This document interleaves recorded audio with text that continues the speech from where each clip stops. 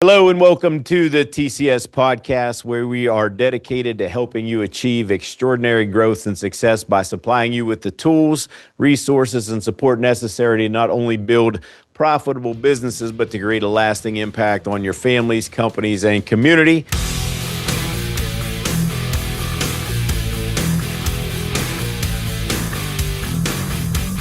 I'm Eric Guy, Director of Learning and Development at TCS. Joining me today are two folks, both from the same company. This is going to be a great discussion because of one, they're relatively new to TCS, but they run a little bit different. I think we're going to get a lot of not only inspiration from the both of them on how they work together and kind of what their business model is. But just some great insight into some things that they're doing and have been doing. So welcome, Noah and Jennifer. So Jennifer Niles, Noah Dayton from Tucson Asphalt. Thanks for being on. Yeah, thank you. Excited to be here. Thanks. Good morning. And this is it okay to say this is your first podcast? It is. Yeah. Absolutely. So, wow, what a way to get broke in, right? Yeah. No pressure. All right.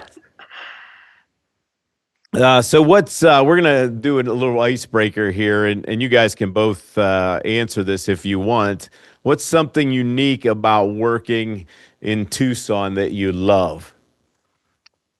For me, I know it's just really how tight-knit and supportive our local business community is. I mean, we've got a lot of competitors within the industry, but also Tucson's not so big that those competitors also aren't full of, or are also full of our friends too, right? So it's while it's competitive market, it's also a very, supportive industry within Tucson. So that's a pretty, I think, unique to kind of a larger but small city like we live in. It's pretty neat. Yeah, I would say the same thing. It's kind of like the city is. It's big enough to grow in, but it's small enough to stay connected, right? Like your reputation as a contractor follows you, and that drives you too. So, and honestly, like when I first moved here, I moved here from New York, and I said there's nothing better than starting the workday with a sunrise over the Catalinas and like ending with a Sonoran sunset every day. So, it's gorgeous. Love it. Yeah, love you it, can't love beat it, love the it. drives home in the evening. That's for sure. So I mentioned the kind of the uniqueness, more so, I guess, to TCS is what I was talking about, the uniqueness of your company. But can you just give us a brief history of the company, how it got started and where it's at now? Paul Polito, our founder, started it in 1996. He started it out of his garage. Just seal coating business only. Then he eventually, grew it, built it to, what we have today. In 2020, he decided that, the employees built the company, and that's who made the company. And so he was like, I want to sell it to the employees. I want it to become employee owned. I want them to get the benefit of it. And so that began our process of transitioning to employee ownership. And he built. I mean, it's crazy that how fast we've grown. Once we got the buy-in from the employees, it's like it's really crazy to me. So I've been here 19 years, so it's really been a crazy transition. So Give us kind of rough estimates of how large you've grown over those years. So when I started here, there was about 38 people. I think there was exactly 38 people. Recession hit 2009. We went down to 17. Then we grew back up. We stayed at about 38, 40 until we went to employee owned. Employee owned took a little bit. It was like 2020, 2021. It took us a bit. Since Noah's been here, 2022, I think Noah got here. 2022, yep. Yeah, so 2022, he got here, and we've grown from 2022 till now up to about 70 people. So wow, we're maintaining about 70, yeah. Yeah, so what's that like being more employee owned, and how your roles as owners impact like the decisions of the companies? Yeah, so we kind of just had this conversation yesterday in one of our meetings, just the difference in working for and managing an employee-owned company, right? Where, the big way I always explain it to the guys is, we bust our butts all year. We try to do the best we can all year, and there's hopefully by the end of the year you've got this, somewhat of a profitable nut right at the end. Well, now where Jennifer and my role becomes is now we start becoming stewards of that money for the company, right? It's no longer a sole owner peeling off 80% of that to go buy a vacation house on the beach or go buy a boat somewhere.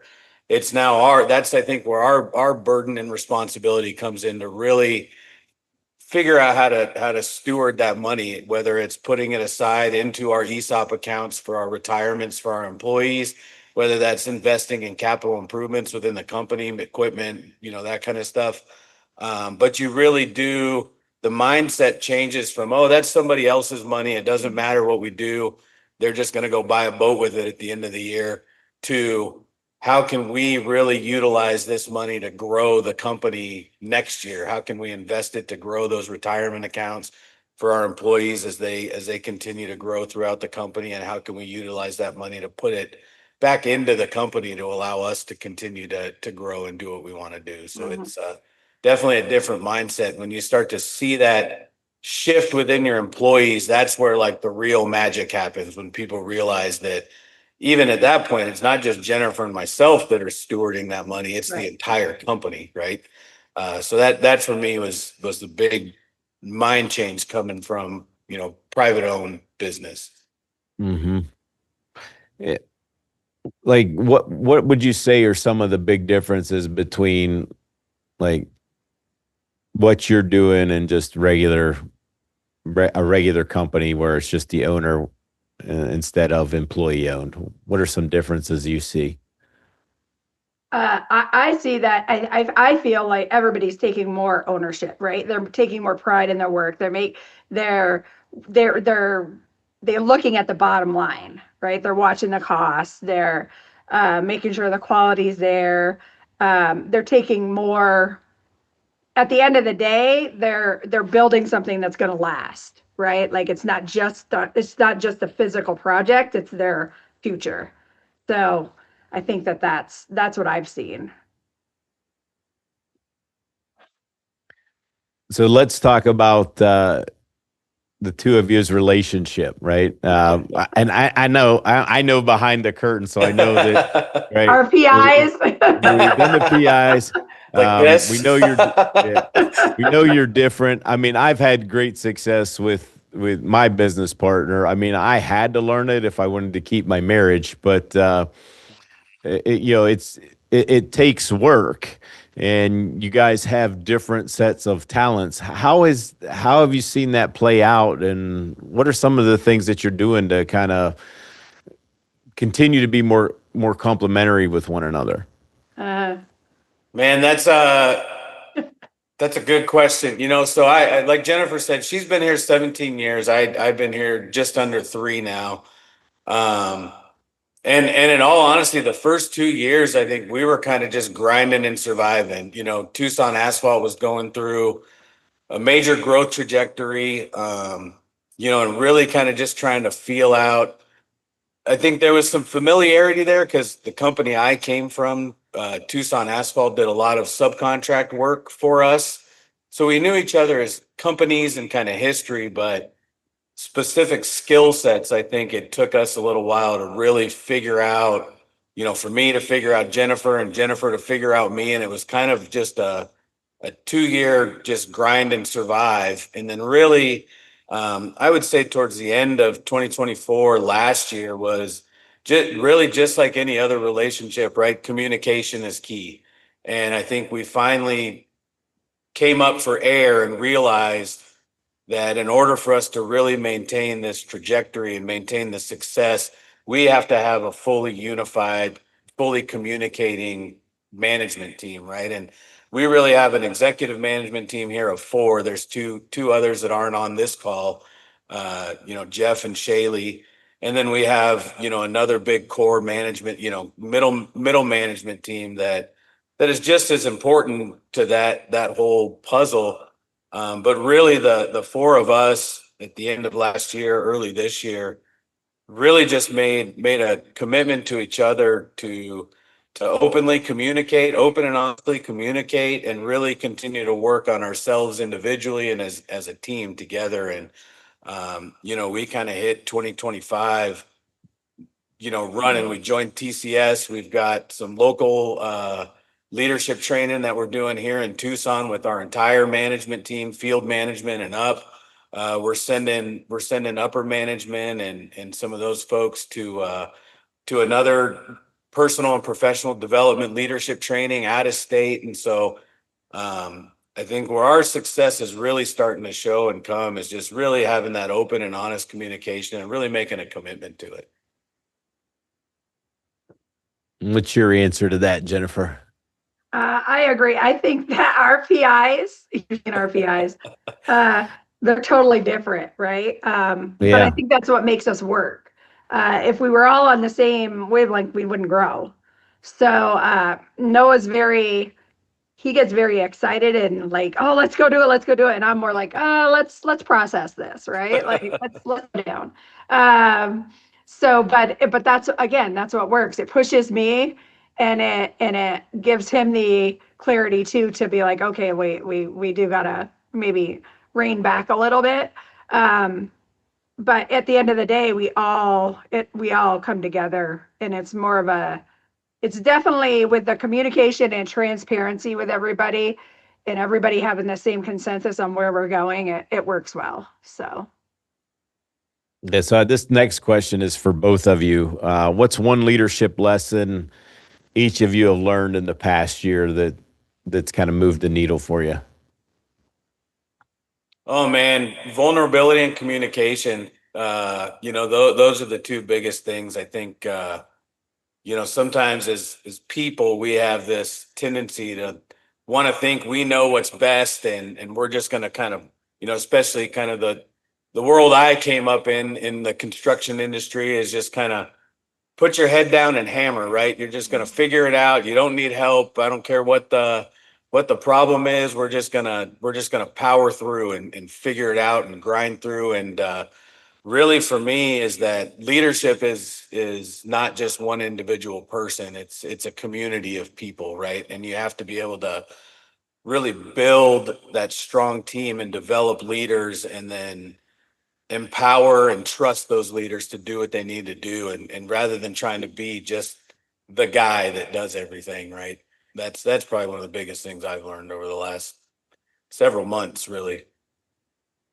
Yeah, I honestly, I think that's the same thing. Communication. And, I said to myself, I just posted this on LinkedIn too, I think yesterday, the day before, clarity beats control. You have your team, and realizing that you don't have to do everything yourself, that you have a team that's supportive of you. It has been a huge lesson for me, especially in the past, 4 months. I've really realized that having that team to support you and be like, hey, you should probably take a day off. Like, you have a lot on your plate, like take a day off. We got it. And, or, what can I help you with? It's just knowing that you have that team, that you don't have to do everything is definitely one of the biggest things I've learned.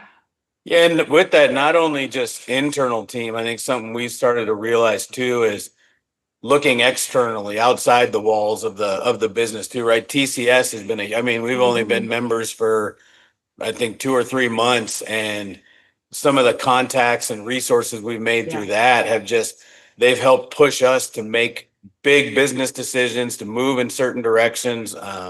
So really also looking outward for those resources that are out there too. I think we have an obligation as leaders to not only develop our team, but also look for outside resources that we can bring in to continue to develop people as well too. And that's been a big force multiplier for us here for sure. Yeah. What's been your, and again, both of you, interested in both of your opinions here. What's your biggest challenge right now with your current stage of growth? You want to start this one? I think it's growing fast, right? Growing too fast. I think it's just making sure that we're not growing so fast that we forget who we are, right? Like we have that culture built. We don't want to lose it. Making sure that we're creating something to scale and to move where we want to be, knowing that we're keeping that culture together. I think that's Yeah. that's my biggest challenge.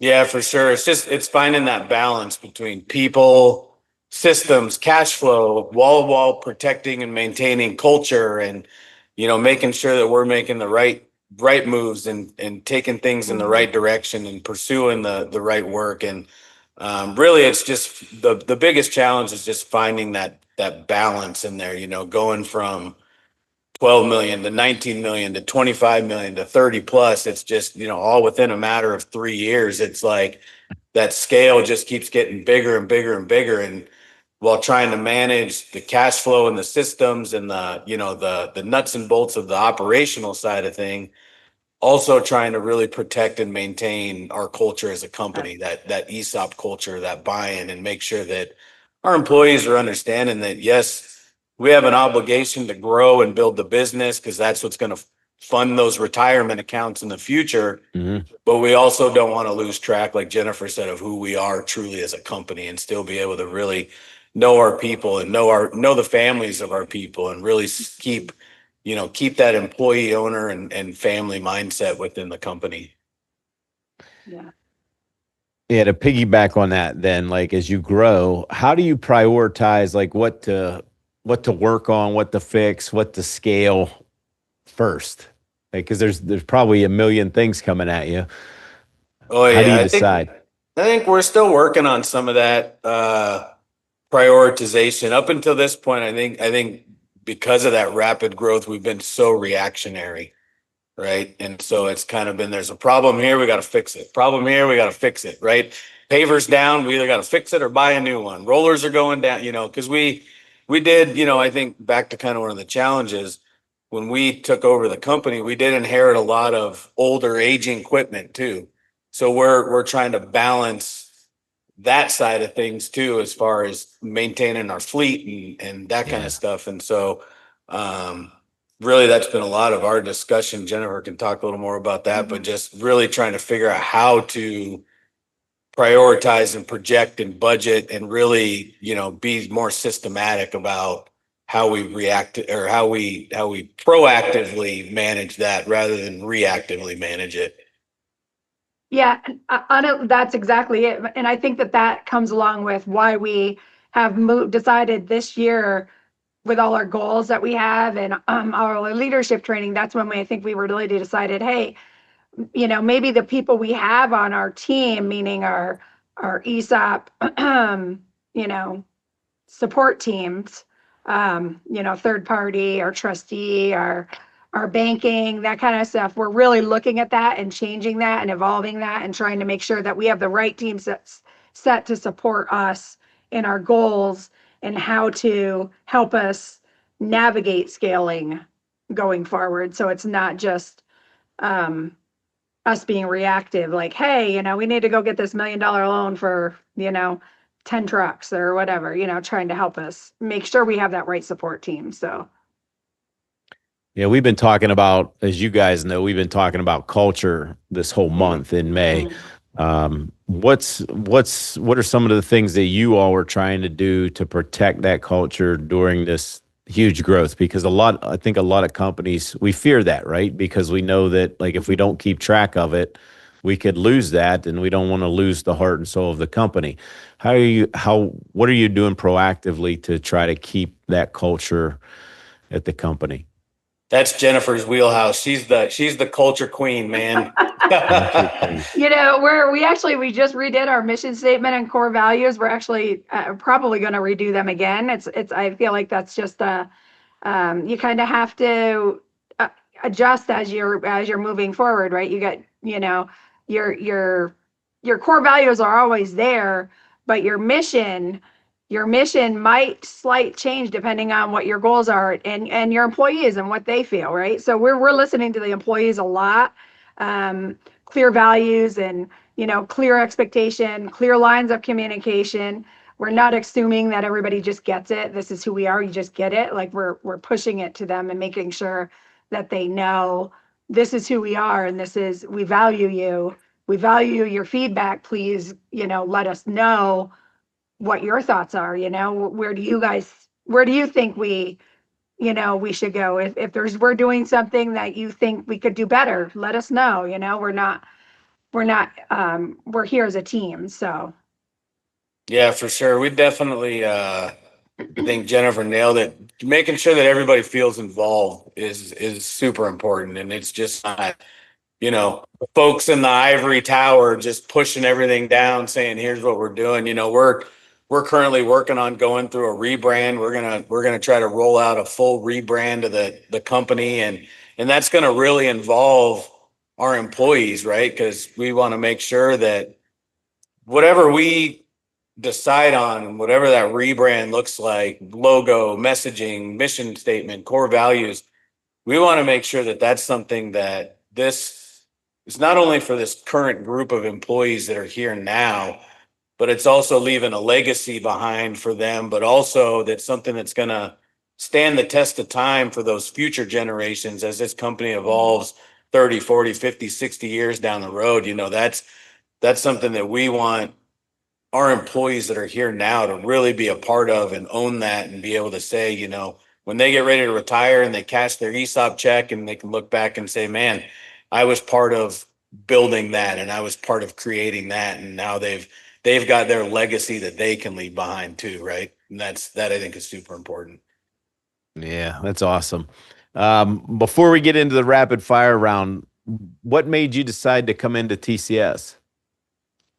So I went to Payvex in, what was that, end of January, and was just wandering around the show floor. And we at Tucson Asphalt have done some work in the past for the pavement group. So of course the pavement group had their big giant, booth right in the middle of the showroom floor. And I just happened to be wandering by and Jim was there, and I really liked the One Team logo shirts. I said, "Hey, how do I get my hands on one of those?" Well, Jim had me right from there. It was, here's a shirt, here's my card, scan this, give me a call. And I remember standing on the showroom floor after a probably a 10-minute conversation with Jim about who we are as a company and what One Team is and what TCS is and the whole nine. And I texted Jennifer and I said, "Hey, when I get back, remind me to tell you about Jim Williams." And so when we came back and recapped and set up a call with Jim and just by watching everything that yourself, Brian, Jim, and Jim had referred us to Travis Stokes and Keith Calloway just for kind of some referencing. And after probably 10-minute conversations with each of those guys, we recognized the value and realized just jump into this thing and see where it takes us. Good stuff. You guys ready? It was all Noah. You guys ready for the rapid fire? So I'm interested to hear both of your answers here. So I've got I've got 6 things here right now. So we'll hear from both of you on all 6. All right. The first one's one of my favorites. I tend to ask everybody this. Morning routine must have. Coffee and some exercise. I'm a much better person if I get up in the morning and I have about 30 to 45 minutes of just some good movement and some coffee. Mine is my 30-minute completely quiet drive to work, because it's the only time where everything slows down for me throughout the day. So. Yeah, speaking of PIs, Jennifer, that was I never could figure that out with my wife when we first got married. Like, how do you drive to work without the radio on? Like, my husband's the same way. And then I got it. I'm like, oh, you actually enjoy this. This helps you. Yeah. Like, duh. Yeah. All right. What's one leadership book or podcast you love? Oh man, There's so many. I think that at the core, my number one is definitely extreme ownership from Jocko Willink. For me, I just think that's everything starts with you, right? And taking ownership over everything. You know, giving the wins to the team and accepting the failures, and just the being a former military guy myself, it resonates with me, and just Mhm. uh the leadership principles within that book. I mean, there's so much good leadership stuff out there, but I think when I always come back to the core, if I'm going to gift somebody a book, or I'm going to suggest something to somebody that they're struggling with, just leadership or self motivation or whatever, that's the one I'm going to buy them. That's the one I'm going to send them. That's the one I'm going to recommend. So Mm. I think I know Noah is always reading leadership. He's always on podcasts. He's always reading leadership. So I was curious to see which one he was going to pick. I think I like one of the ones that I first read in my leadership role was "Leaders Eat Last" by Simon Sinek, and I really liked that it was more about taking care of the people, that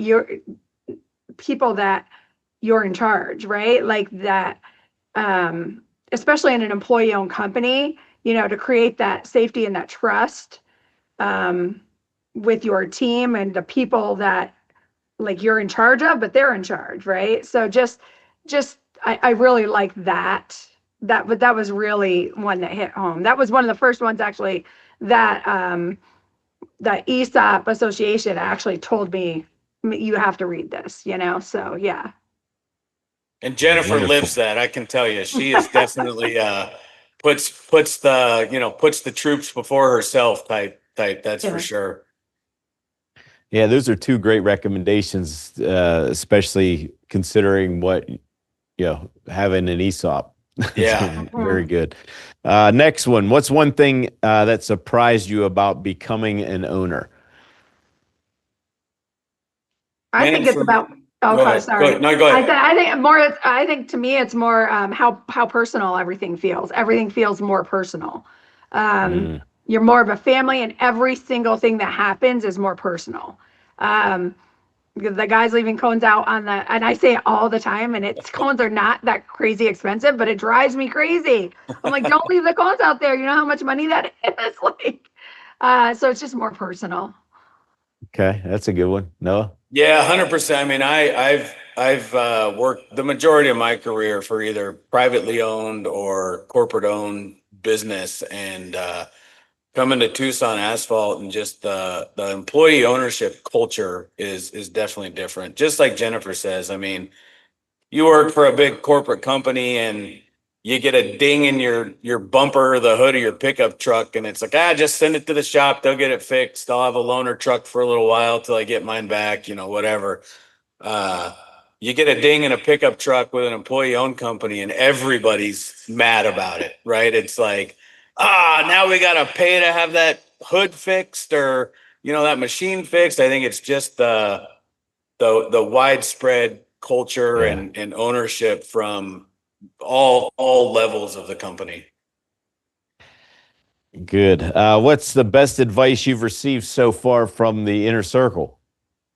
Buy the mill. Keith Calloway. Game Uh, Yeah. changer. when we talked to him, I came back from Pavex, that was the second thing I brought back was, we started some real discussions about buying a milling machine. Yeah. And I think it was Jim, it might have been Jim or Brian told me, hey, Keith has several of them up there. Give him a call, talk to him, see how it's affected his business. And at the end of the conversation, he said, just do it, man. You won't regret it. It'll change your business. And we did it, and so far so good. And it's really started to make a huge impact and change our business. So buy the mill. All right. I think honestly, you'll resonate with this, Eric. Slow down to scale up. Like that's Yeah. been game changing. Just learning that when you're in that growth mode and you want to move fast and fix everything all at once. Noah can relate to this. I'm always saying I feel like there's so much that we have to fix, but that can lead to burnout, right? Like so learning that we have to build those solid processes, and slowing down will actually help us scale better. It has been, it's been really, really good advice from you guys. Yeah, process. I think I have about right here. I think I got about 3 sticky notes that all have process written on them. So from all of our different calls, I think that comes every time. Just process. So I think I've got it written all over my office here somewhere. Next one. What motivates you right now? Oh man, just our team. Really, I think we've done a lot of work lately. I think we've seen the growth. We know who we are. We've spent a lot of time really trying to figure out who we are as a company, who we want to be, and we just, man, we've got a solid bought-in team. And for me, that's the most exciting, probably one of the most powerful teams I feel like I've ever worked with and for. And so that's what excites me every day, is just the people here. Our team is just freaking killer. Awesome. Yeah. Watching people grow, them taking the initiative, realizing that they are the company, they're just not part of a company. That really just, watching them learn to be leaders is great. All right. And then last one, and then we'll wrap this up. What's one word from each of you? What's one word that describes Tucson Asphalt's future? Go ahead, Jennifer. Driven. Yeah. Gritty. We got a bunch of people willing to roll up their sleeves and do whatever it takes. Yeah. So gritty. Yeah. All right. Well, I love it. That's a great way to end. Thanks for being on here. Appreciate you getting up, especially since you have to get up a little bit earlier than we are here. So I appreciate you doing this. I know you have a busy day, but thanks for being on. Appreciate both of you. Thank you very much. Thanks, Eric. Have a great day, man. Yeah, well, that's a wrap for today, folks, on the TCS podcast. Until next time, keep leading, keep growing, and keep winning. We'll see you next time.